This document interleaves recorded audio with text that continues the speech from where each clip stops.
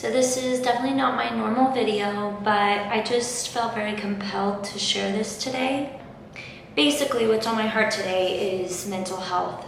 I am definitely struggling right now. I just feel like it's time to be very open and honest with everybody. Not like I have some big secret to tell or anything, but I just feel like, why not speak out on these things? You know, social media has us post all these, great pictures of our families or how happy we are or the fun things we do, but as cliche as it is, we don't ever post the sad thing. So I'm feeling sad today, and I decided to speak about it. This has been a long journey for me.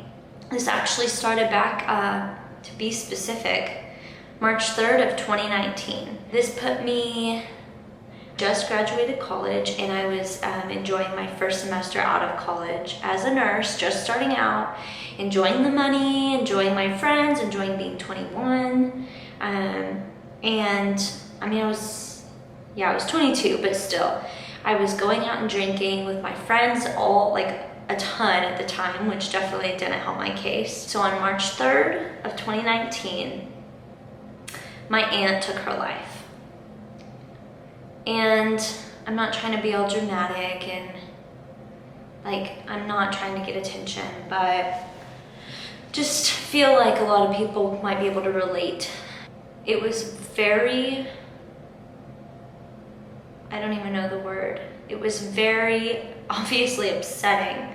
It was huge. It was just a very huge event in my life. I remember the night after I found out, the end of the first day that I knew, I remember just sitting on the bathroom floor and I didn't want to get up. That was the first time I felt what I would call depressed. I feel like that time in my life was very slow when I think back. Like it was in slow motion. Like that, because the pain, it just felt like the pain lingered on and on and on and on. To cope, drinking was definitely what I took to, which, as you can guess, definitely didn't help me. It took me lower and lower and lower and lower. And I would think, I'd be going out with my friends and, it'll just I'll enjoy this, it'll make me so happy. And then I would, start becoming intoxicated and get so down at the bar. I was such a Debbie Downer. I remember hearing people even make comments about me, oh, there she goes again. And it became this, I wasn't planning on doing that. It was just this, obviously I had something going on. I was depressed and I couldn't help it. And to be completely honest, I was never, ever, ever suicidal myself. But I definitely got to a point where I was if a car hit me right now and I died, it'd be fine. It was just a very indifferent time in my life. It was a very hard time.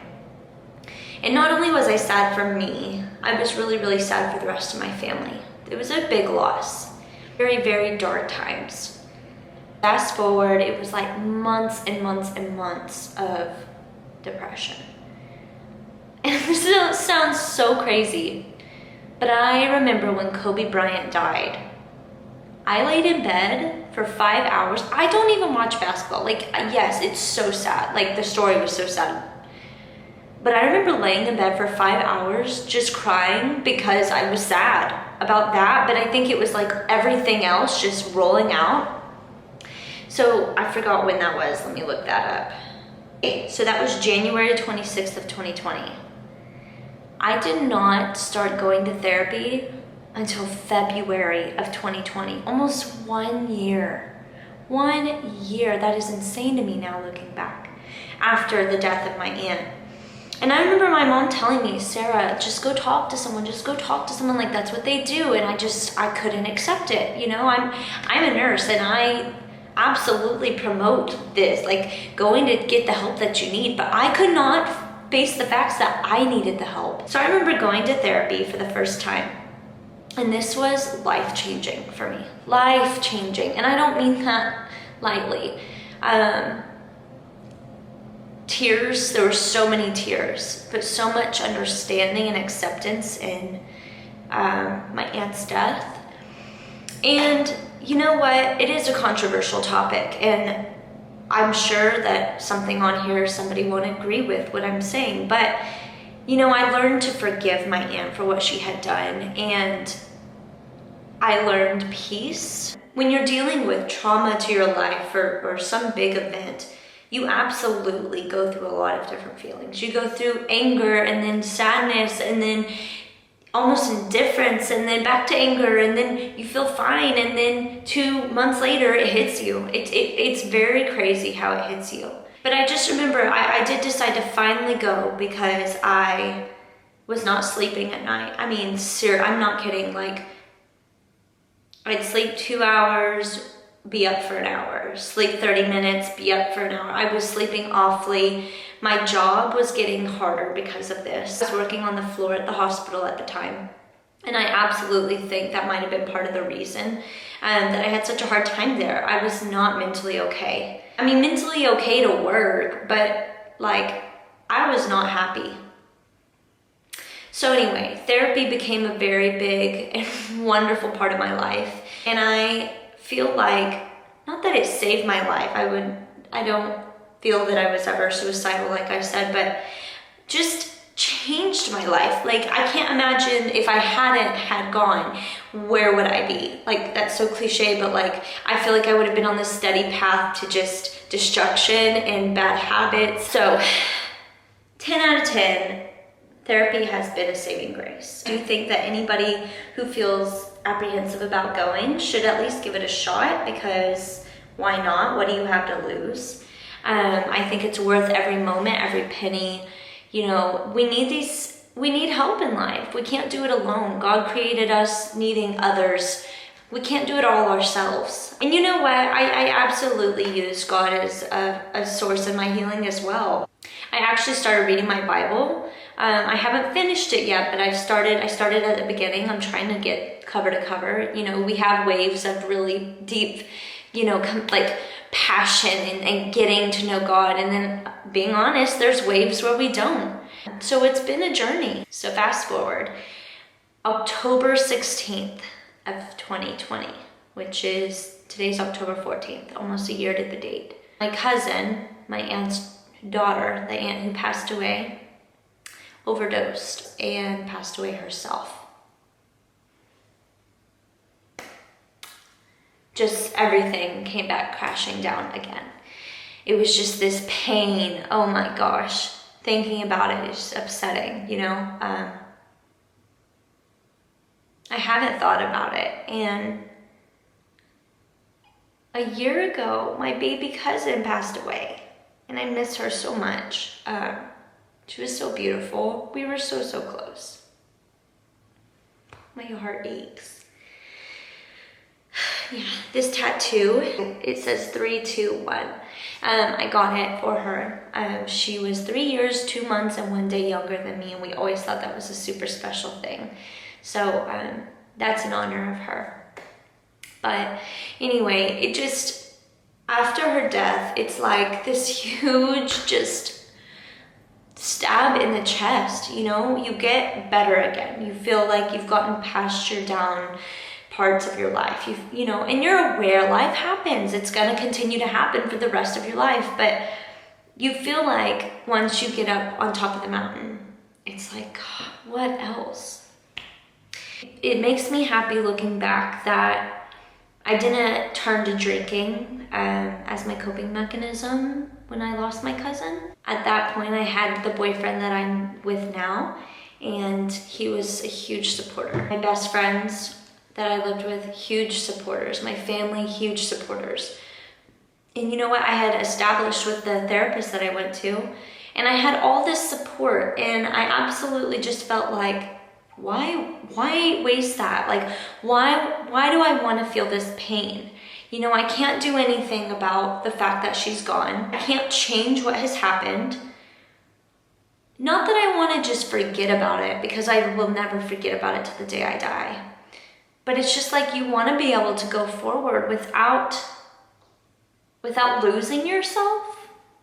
I think that's a fair way to put it. So between my boyfriend, between my family and my best friends and my therapist, I felt like I was sad for a very long time, but I was able to be okay. I was able to deal with this. Honestly, I was able to help the rest of some family members who weren't okay. Not only helping them, but helping me, knowing that I knew what to do. Does that make sense? I feel like I might be rambling.